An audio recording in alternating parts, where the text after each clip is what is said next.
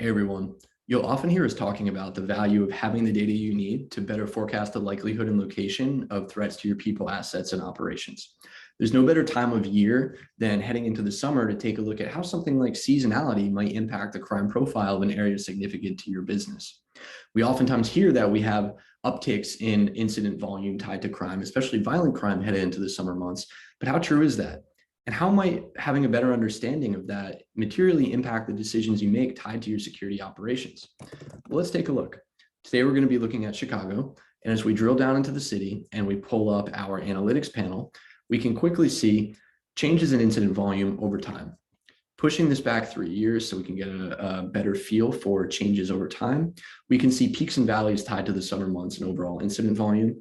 And we can see that our historical crime trend graph shows us month-by-month incident count, and we see an above average incident volume over the last 3 years for May through October.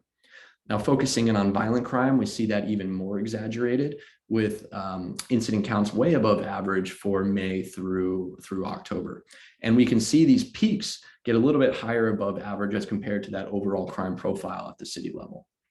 Now, for the purpose of today's conversation, let's pretend that we have operations in this particular neighborhood in Chicago.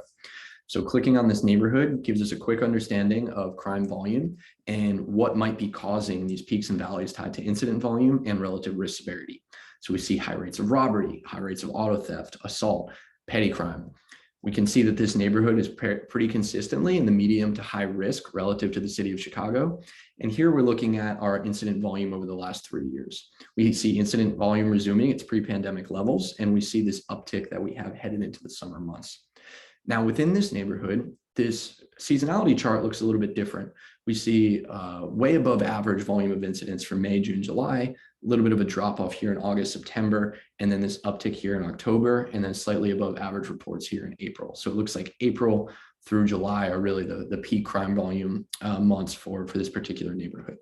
Moving to neighborhoods within the general vicinity of ours, we can get a feel for how that might change just a few blocks over. So here, taking a look at overall crime, we see that the seasonality impact extended from June all the way through December, really, which is much different than our neighborhood just a few blocks to the west. Taking a look at the neighborhood to the south, it looks very different. And we see a pretty steep increase in overall crime volume headed into the summer months here for 2022. Now we can dial this back and again, just focus on crimes that we might find most impactful. For the purpose of today's conversation, we'll check out armed robbery, assault, and robbery. We can see how these graphs change based on the crimes that we might be most concerned about in a particular area. So how might you use this data? It's really twofold. The first is around risk awareness. How can you help commuters or travelers better understand the threats they might encounter? And how can you customize that based on when they're traveling to a particular location? This helps put them in a better position to avoid an incident and ultimately helps mitigate risk for your business. You can also use this to materially impact the decisions you make tied to things like security operations.